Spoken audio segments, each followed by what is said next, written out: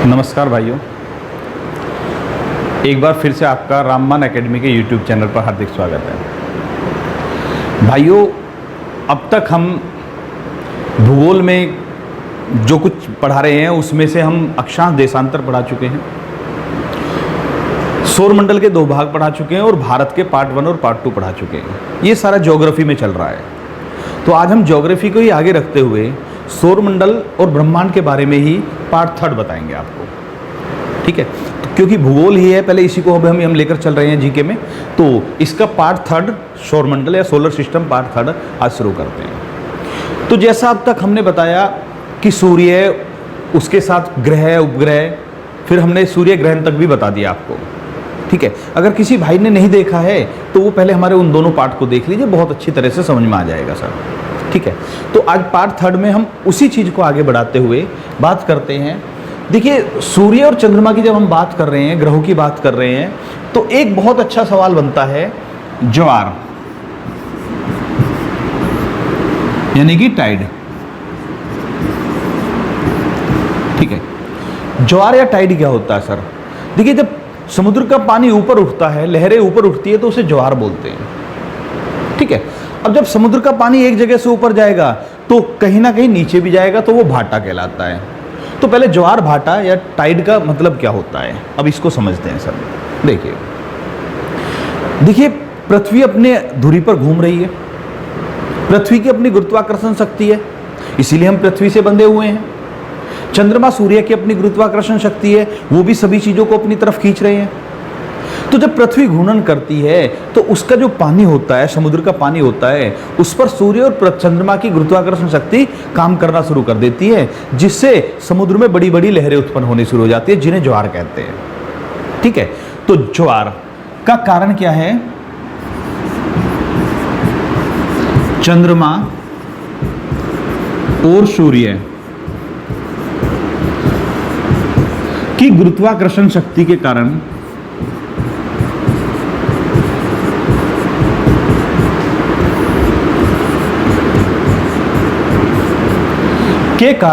ज्वार उत्पन्न होते हैं। क्या होते हैं? ज्वार उत्पन्न होते हैं। ये पहली लाइन तो ये जरूर याद होनी चाहिए।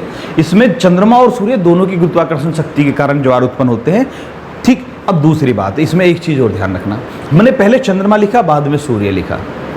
देखिए, चंद्रमा बहुत छोटा है, पृथ्वी से भी छोटा है, सूर्य बहुत बड़ा है, ठीक है।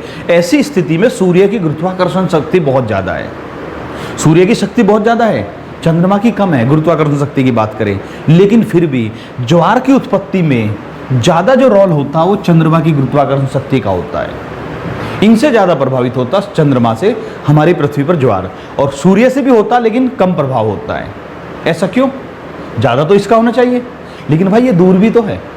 सूर्य 15 करोड़ किलोमीटर दूर है, ये 3,84,000 किलोमीटर दूर है, तो इसीलिए ये नजदीक है, इसका प्रभाव ज्यादा होता है ज्वार उत्पन्न होने में, कोई डाउट नहीं, ठीक है। अब देखिए, ज्वार की बात करें तो ज्वार का मतलब है पानी की लहरें ऊपर उठना। अब समुद्र में तो हर वक्त लहर चलती रहती है, लेकिन कभी कभी लहर ज्यादा ऊंची हो जाती है। तो ज्वार जो होते हैं 2 तरह के होते हैं, दीर्घ या उच्च ज्वार, जिसे हाई टाइड बोलते हैं सर, ठीक है। हाई टाइड लिखना चाहे तो लिख सकते हैं, ठीक है। एक होते हैं लघु या निम्न ज्वार, दूसरे होते हैं लघु या निम्न ज्वार। लघु भी लिख सकते हो आप, यानी लो टाइड। अब 2 तरह के ज्वार की स्थिति बनती है।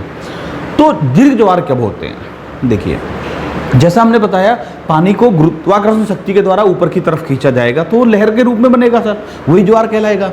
तो दीर्घ ज्वार की बात कर रहे हैं हम। देखिए, अभी ध्यान से देखना भाई, ये पृथ्वी है, अब सूर्य ऊपर है, यहां पर चंद्रमा भी ऊपर की तरफ आ गया, यानी सूर्य, चंद्रमा, पृथ्वी एक सीध में आ गए। तो इस एरिया का जो जल है उस पर गुरुत्वाकर्षण शक्ति चंद्रमा की भी लग रही है, सूर्य की भी लग रही है। नतीजा क्या होगा? नतीजा होगा पानी जो बहुत ऊंचा मतलब ऊंचाई तक जाएगा, बहुत ऊपर तक जाएगा, उच्च ज्वार बनेगा, ठीक है। एक चीज और ध्यान से देखना, ये पृथ्वी है, सूर्य ऊपर है, चंद्रमा नीचे है, मतलब पृथ्वी बीच में है, सूर्य ऊपर है, चंद्रमा नीचे है। ज्वार उच्च होना चाहिए या लघु होना चाहिए? यहां भी उच्च ज्वार बनेगा भाई, ध्यान रखना है, ये बच्चों को कंफ्यूज कर देता है। क्योंकि इस पृथ्वी के इस तरफ का जो पानी है उस पर सूर्य की गुरुत्वाकर्षण शक्ति काम कर रही है, इधर वाले पर चंद्रमा की गुरुत्वाकर्षण शक्ति काम कर रही है। चंद्रमा की शक्ति इधर नहीं करेगी क्योंकि पृथ्वी बहुत बड़ी है, 12,756 किलोमीटर व्यास है पृथ्वी का, तो इसके पार तो काम नहीं कर सकती ना ये सूर्य की शक्ति इधर काम नहीं कर सकती, तो इस पर केवल चंद्रमा काम कर रहा है, इस पर सूर्य कर रहा है, तो भी उच्च ज्वार बनता है। यानी जब सूर्य पृथ्वी चंद्रमा एक सीध में होते हैं तो उच्च ज्वार बनता है सर, दोनों कंडीशन में। थोड़ा सा और क्लियर करते हैं, जब सूर्य चंद्रमा पृथ्वी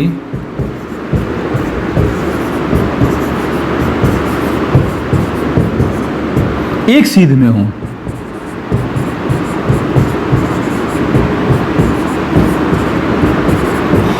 तो उच्च ज्वार,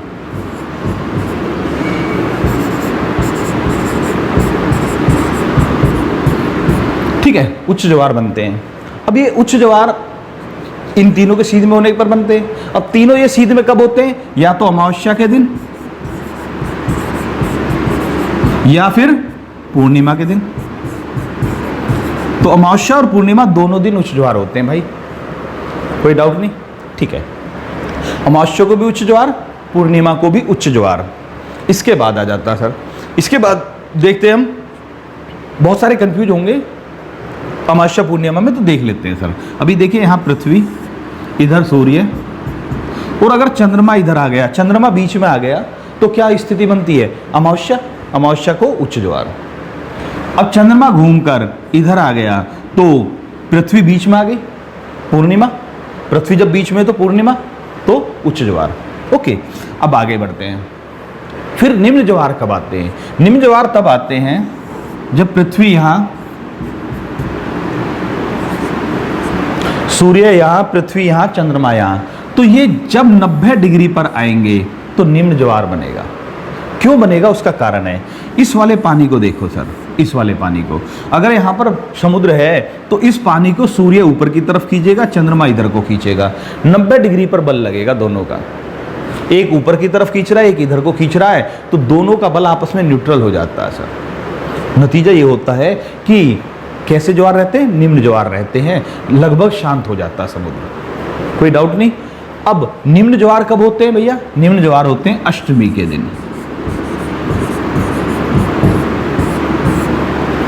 ठीक है, अष्टमी के दिन। अष्टमी याद रखना 2 बार आती है महीने में, महीने में 2 बार उच्च ज्वार की स्थिति बनेगी, 2 बार निम्न ज्वार की। हालांकि उच्च ज्वार केवल यही थोड़ी है कि अमावस्या पूर्णिमा, लगभग चतुर्दशी के दिन भी लगभग उच्च ज्वार की स्थिति रहेगी, क्योंकि वो पक्का पैरामीटर नहीं है, लेकिन सिद्ध किया जाता है कि भैया अमावस्या और पूर्णिमा के दिन ही क्या होता है कि उच्च ज्वार होते हैं, और अष्टमी के दिन क्या होते हैं? निम्न ज्वार होते हैं। लेकिन सप्तमी के दिन भी ज्वार निम्न ही रहेगा, लगभग थोड़ा बहुत ही हलचल रहेगी।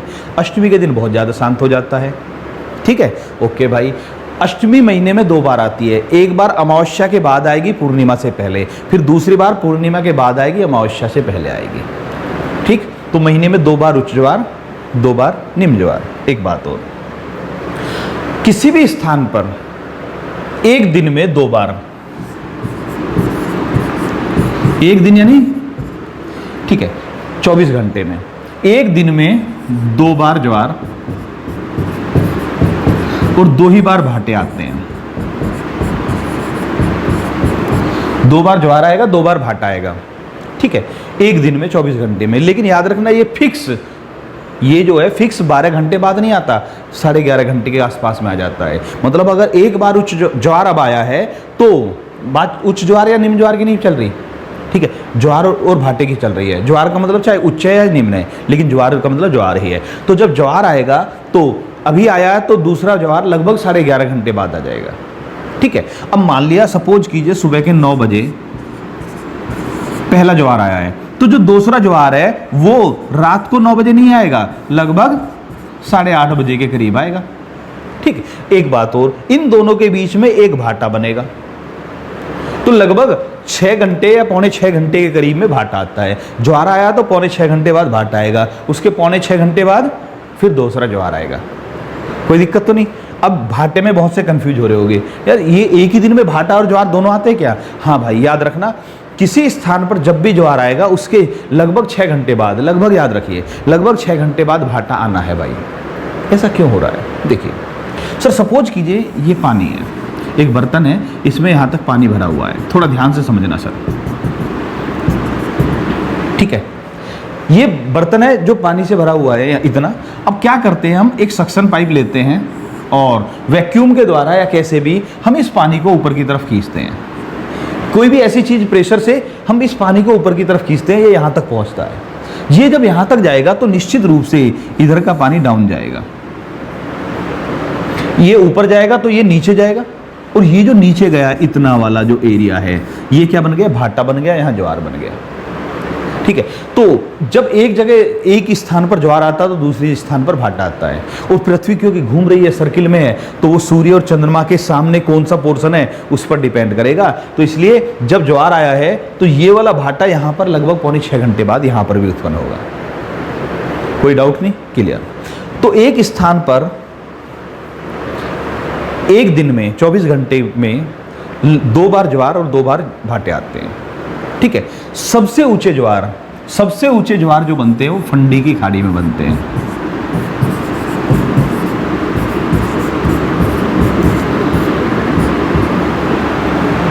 ठीक है, फंडी की खाड़ी में सबसे ऊंचे ज्वार बनते हैं। इंग्लैंड का साउथहैम्पटन नामक स्थान है, इंग्लैंड में साउथहैम्पटन नामक स्थान है जहां एक दिन में 4 बार ज्वार आते हैं। इंग्लैंड के साउथहैम्पटन नामक स्थान पर 4 बार ज्वार आएंगे। सबसे ऊंचे ज्वार बनेंगे फंडी की खाड़ी में। ठीक है भाई, ये हमने ज्वार और भाटे के बारे में आपको बताया। देखिए, इसकी बात करें अगर हम ज्वार भाटे की और अपने ग्रहण की, तो इस मामले में हमारा जो भारतीय कैलेंडर है, शक संवत और विक्रम संवत, वो सबसे सक्सेस कैलेंडर है। सबसे ज़्यादा सफल कैलेंडर वही है, वही बताता है कि किस दिन ग्रहण होगा, किस दिन भाटे आएंगे। ठीक है, चलिए इसको ज़्यादा ना बढ़ाकर आगे बढ़ते हैं। अब जैसा मैंने बताया कि मैं पूरी सभी चीज़ों को लेकर चलूँगा, तो अब हमने जब सौरमंडल पढ़ रहे थे तो हमने ग्रहों के बारे में पढ़ा, तो आज थोड़ा सूर्य के बारे में पढ़ लेते हैं। सूर्य, ठीक है। देखिए, जो सूर्य का व्यास है पृथ्वी के व्यास से लगभग 110 गुना है, लगभग चल रहा भाई। ठीक है, अगर पृथ्वी के व्यास को 1 मान ले तो ये 110 है। अगर पृथ्वी का व्यास 1 किलोमीटर मान ले तो ये 110 किलोमीटर है। सूर्य का व्यास पृथ्वी के व्यास का लगभग 110 गुना है। जब इसको 4/3 पाई r क्यूब करते हैं पृथ्वी को और इसको, तो इस हिसाब से सूर्य का जो आयतन है पृथ्वी के आयतन से 13 लाख गुना है, लगभग में ये सर। तो आयतन जो है 13 लाख गुना है, व्यास जो है कितना 110 गुना है। इसका मतलब सूर्य का आकार इतना बड़ा है कि उसमें से 13 लाख पृथ्वी बन सकती है। सूर्य का जो पूरा सौर मंडल है, जिसमें बृहस्पति जैसे बहुत बड़े ग्रह भी हैं, शनि अरुण वरुण जैसे ग्रह भी हैं, तो इस पूरे सौर मंडल और सूर्य की बात करें तो सूर्य लगभग 98% से भी ज्यादा में आ रहा है। लगभग 2% से कम में बाकी सारा है और 98% में सूर्य है। तो अब आपको समझ में आ गया होगा सूर्य बहुत बड़ा है। ठीक है, इसके बाद सूर्य की अगर बात करते हैं तो सूर्य पर जो है कुछ धब्बे दिखाई देते हैं।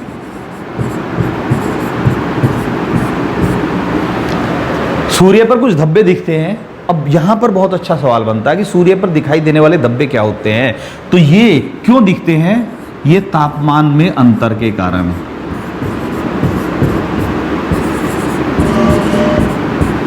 तापमान में अंतर के कारण सूर्य पर धब्बे दिखाई देते हैं। ये भी क्लियर हो गया सर? तापमान में अंतर, क्योंकि सूर्य जो हीट बना रहा है वो नाभिकीय संलयन के द्वारा बना रहा है। सूर्य में अगर बात करें तो लगभग 72% हाइड्रोजन है, लगभग 72% हाइड्रोजन है सूर्य में, और इस हाइड्रोजन का संलयन हो रहा है। क्या हो रहा है? इसका नाभिकीय संलयन हो रहा है।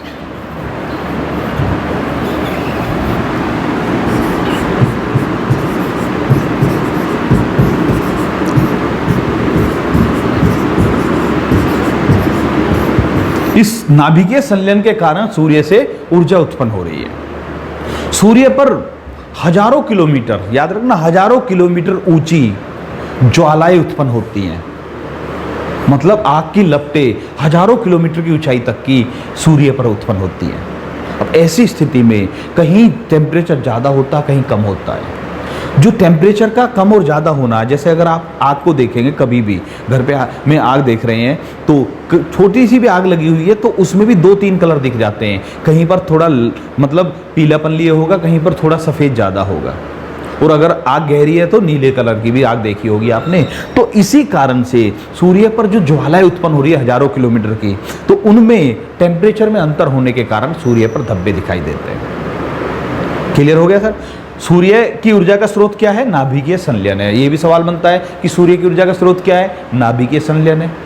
ठीक है, ओके। किसका संलयन? हाइड्रोजन का। हाइड्रोजन जो है हीलियम में बदल रही है संलयन होने के बाद, तो 72% हाइड्रोजन है। जिस दिन हाइड्रोजन खत्म हो जाएगी, समझिए सूर्य की ऊर्जा खत्म, और सूर्य की ऊर्जा खत्म तो समझ सकते हैं कि सौरमंडल का क्या होगा, ये तो आप समझते ही हैं।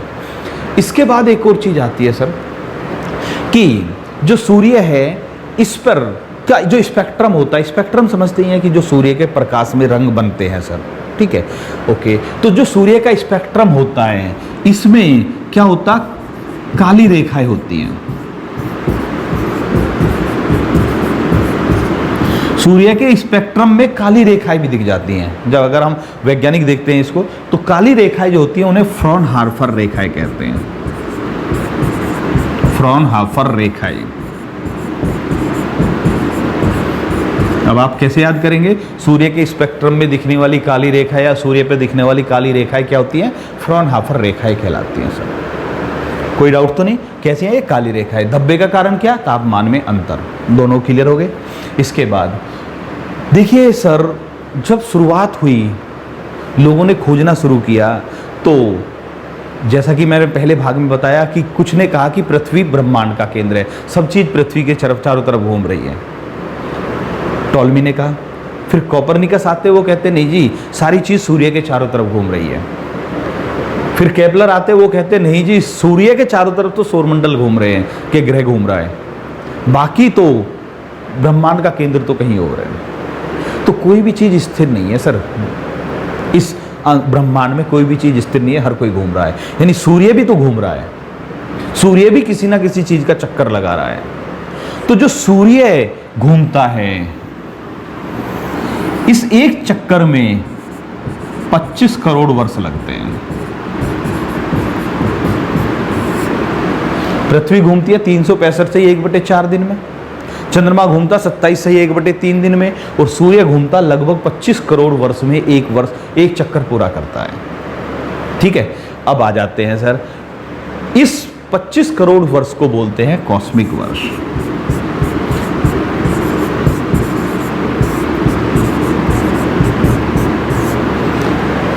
ठीक है, कॉस्मिक वर्ष कहा जाता है 25 करोड़ वर्ष को, जिसमें सूर्य अपना पूरा एक परिक्रमा करता है, उसे कॉस्मिक वर्ष कहते हैं।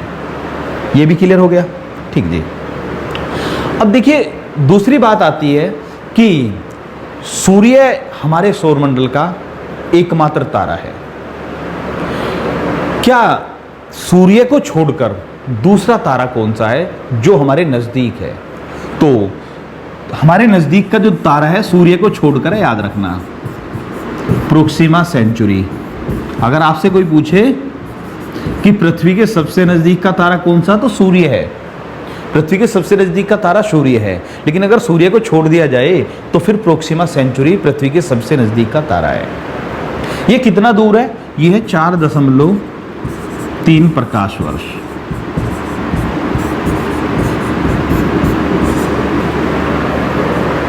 ठीक है, 4.3 प्रकाश वर्ष, यानी कि लगभग अगर हम प्रकाश की चाल से चलें, तो प्रकाश की चाल जानते हैं 3 लाख किलोमीटर प्रति सेकंड, तो उससे 4.3 वर्ष लग जाएंगे, लगभग 4.25 या 4.5 वर्ष का टाइम लगेगा उस तारे तक पहुंचने में। ये सबसे नज़दीक वाले की बात है सूर्य को छोड़कर। ठीक है, चलिए थोड़ा और बढ़ते हैं। एक और आता है सर कि जब हमने सूर्य को लिया तो चंद्रमा को भी लेते हैं। चंद्रमा से भी कई सारे सवाल आ जाते हैं। चंद्रमा पृथ्वी से काफ़ी छोटा है। ठीक है, तो पहली चीज़ जो चंद्रमा है उसके बारे में 2 सवाल आते हैं कि चंद्रमा पर वायुमंडल क्यों नहीं है, पहला सवाल। और दूसरा सवाल बनता है कि चंद्रमा की एक ही सतह क्यों दिखती है। तो इनको बिल्कुल क्लियर करते हैं हम। पहली चीज़ देखते हैं, पहला बात करते हैं चंद्रमा। चंद्रमा का पृथ्वी से लगभग 59% लगभग भाग ही हम देख पाते हैं। पृथ्वी से चंद्रमा का केवल 59% भाग दिख रहा है लगभग, बाकी का जो बैक साइड का है वो हमको नहीं दिखता। तो यहां पर बहुत अच्छा सवाल बनता है कि चंद्रमा का पृथ्वी से एक ही भाग क्यों दिखता है। और बहुत भाई कंफ्यूज होते हैं, इसको ध्यान से सुनना। चंद्रमा का परिक्रमण समय, परिक्रमण काल, काल यानी समय, और घूर्णन अवधि, काल अवधि या समय कुछ भी लिख सकते हो आप। ठीक है, एक ही बात है। तो परिक्रमण समय और घूर्णन समय बराबर है। चंद्रमा का परिक्रमण समय और घूर्णन समय बराबर होने के कारण हमें पृथ्वी से चंद्रमा की एक ही सतह दिखती है। फिर मैंने क्यों कहा कि इसमें कंफ्यूज होते हैं? कंफ्यूज इसलिए होते हैं कि जब एग्जामिनर इसको पूछता है तो पूछता है कि चंद्रमा की पृथ्वी से एक ही सतह क्यों दिखती है, तो पहला ऑप्शन होता है परिक्रमण गति और घूर्णन गति समान होने के कारण। गति नहीं है भैया, स्पीड नहीं है, टाइम है।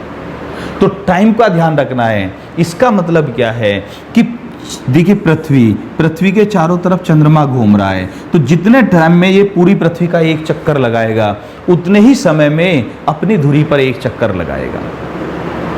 जितने समय में पूरी पृथ्वी का एक चक्कर लगाएगा उतने ही समय में अपनी धुरी का एक चक्कर लगाएगा। तो दोनों का समय बराबर होने के कारण ये क्या करता है, इसकी सिर्फ एक ही सतह पृथ्वी से दिखती है। कोई डाउट तो नहीं? Okay sir. अब यहाँ पर एक चीज़ और ध्यान रखना है सर आपको, ये समय कितना है? ये 27 सही 1/3 दिन। अच्छी तरह से नोट कर लेना भाई कि चंद्रमा का परिक्रमण समय, पृथ्वी के चारों ओर का परिक्रमण समय, आप ऐसे भी लिख सकते हैं चंद्रमा का पृथ्वी के चारों ओर परिक्रमण समय और अपनी धुरी पर घूर्णन समय, एक चक्कर पूरा करने में लगा समय बराबर होता है। इसीलिए पृथ्वी से चंद्रमा का केवल एक ही हिस्सा दिखाई देता है, पूरा नहीं दिखता। और वो कितना समय है भैया? 27 से 1/3 दिन। यहां तक कोई डाउट नहीं? ठीक है सर। दूसरी बात आती है वायुमंडल। वायुमंडल इसलिए कम है क्योंकि गुरुत्वाकर्षण कम है। गुरुत्वाकर्षण कम है तो प्लायन वेग कम है। वो साइंस का मैटर है, वो ज्योग्राफी का नहीं है। प्लायन वेग मतलब गुरुत्वाकर्षण कम है, गुरुत्वाकर्षण कम है तो प्लायन वेग कम है, और प्लायन वेग कम होने से वो जो है गैसों के अणुओं को बांध कर नहीं रख सकता, इसलिए वायुमंडल का अभाव है। अगले क्वेश्चन पर चलते हैं भाई। अब हमने चंद्रमा सूर्य के बारे में पढ़ा, अब हमारे पास और चीजें आ जाती हैं सर, और आ जाती है एक गैलेक्सी, यानी मंदाकिनी।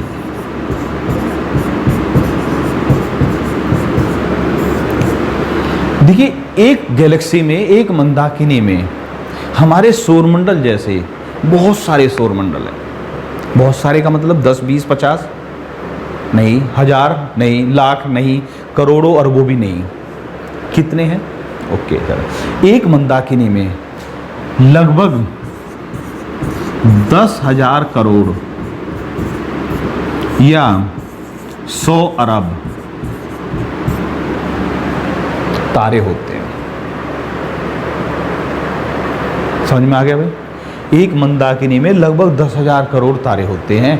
तो मंदाकिनी कितनी बड़ी है आप समझ सकते हैं सर।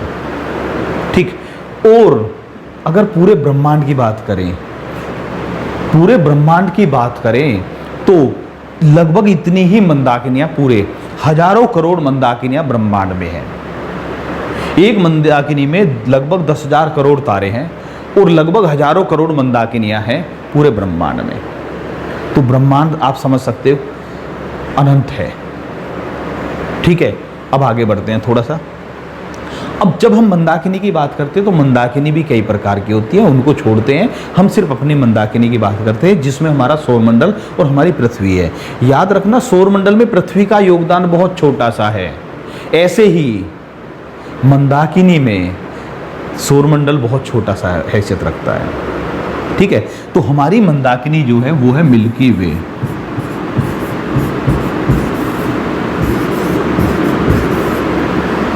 ऐरावत पथ, दुग्ध मेखला,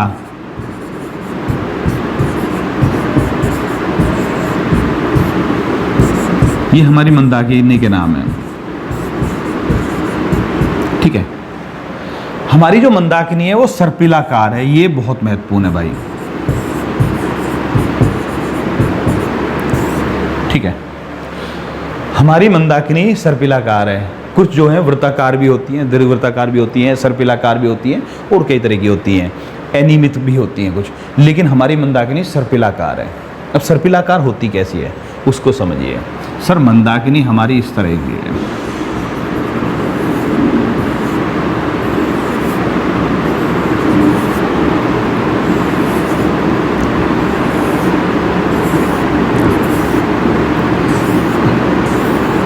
ठीक है, ये इस तरह की होती है, जैसे सांप की कुंडली होती है इस तरह की बनती है। तो ये जो होती है मंदाकिनी में, यहाँ भी बहुत सारे सौरमंडल होते हैं, इस तरह के सौरमंडल, और यहाँ पर थोड़ा ज़्यादा हो जाता है वो, तो ऐसा लगता है जैसे यहाँ से चक्कर घूम गए हों, ऐसे अलग अलग।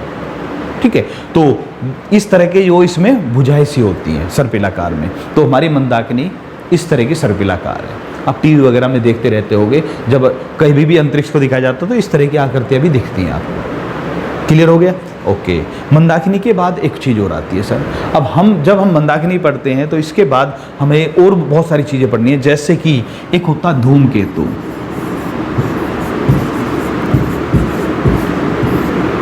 धूमकेतु को पुच्छल तारा भी कहते हैं।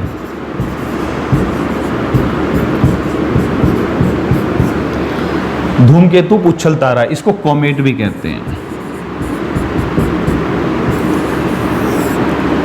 धूमकेतु पुच्छल तारा या कॉमेट क्या होता है? ये जो होता है गैस, धूल और बर्फ के कण होते हैं। ठीक है, अब ये क्या होते हैं? ये अनियमित रूप से सूर्य की परिक्रमा करते हैं। याद रखना, धूमकेतु या पुच्छल तारे होते हैं वो उल्का पिंड से अलग होते हैं। ये अनियमित रूप से सूर्य की परिक्रमा कर रहे हैं। ठीक है, अनियमित, क्योंकि इनका कोई ये नहीं है कि फिक्स कक्षा है।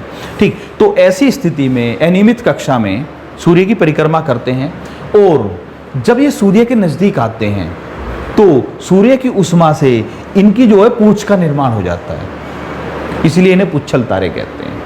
इनकी पूंछ जो सूर्य से विपरीत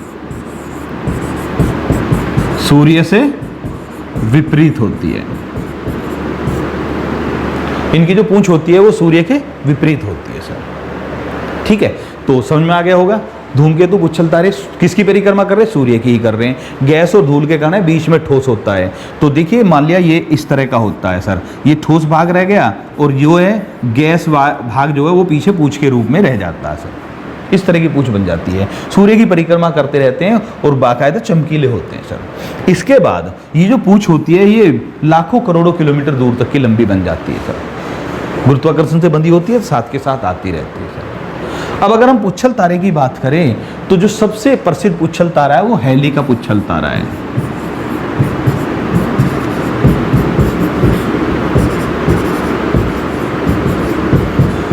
इससे अलग एक और पुच्छल तारा चर्चा में रहा, शूमाकर लेवी।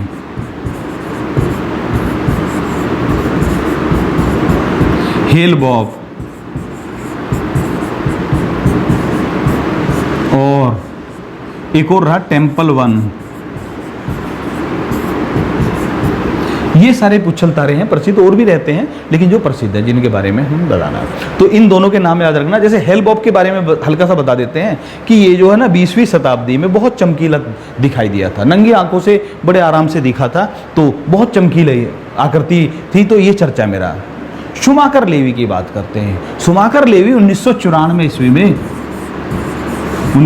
ईस्वी में जुपिटर से यानी बृहस्पति से टकराया था,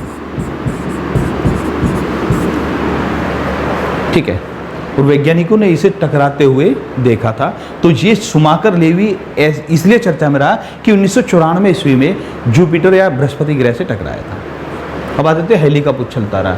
हेली के पुच्छल तारे का सवाल जो बनता है वो बनता है कि हेली का पुच्छल तारा 76 वर्ष बाद दिखाई देता है। प्रत्येक 76 वर्ष बाद हेली का पुच्छल तारा दिखता है सर। ये भी क्लियर हो गया, ठीक है। ये हो गए पुच्छल तारे। अब एक आ गया उल्का।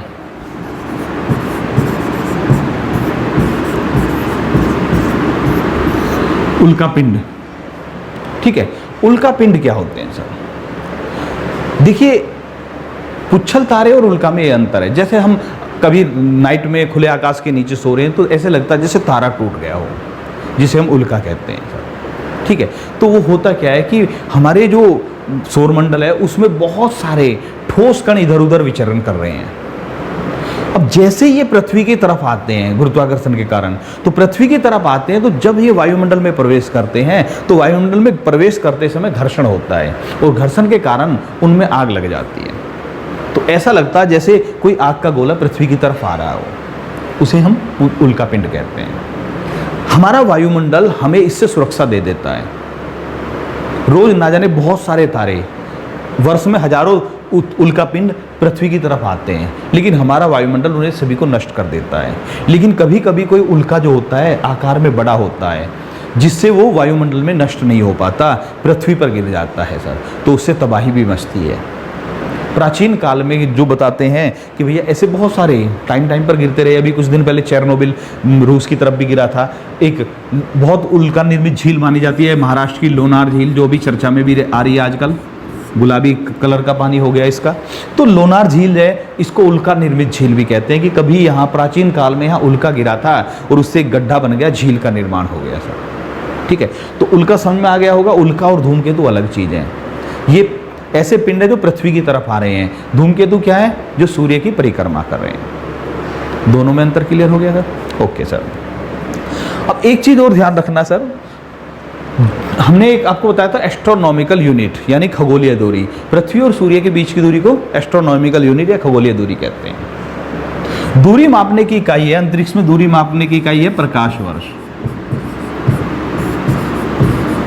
प्रकाश वर्ष क्या मापता है? दूरी।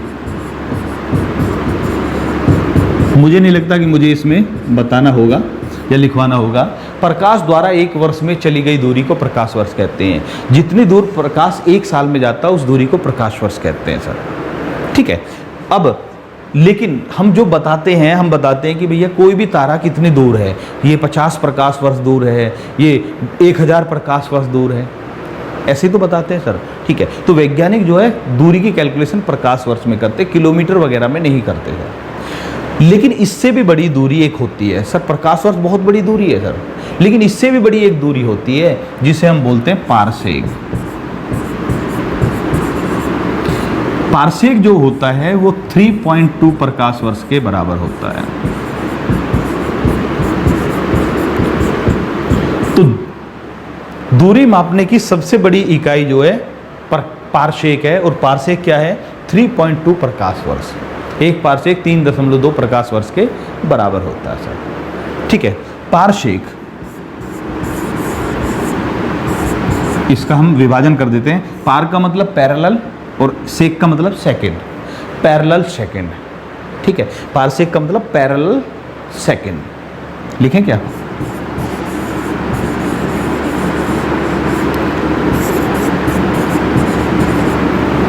तो ये दूरी मापने की सबसे बड़ी इकाई मानी जाती है पारसेक।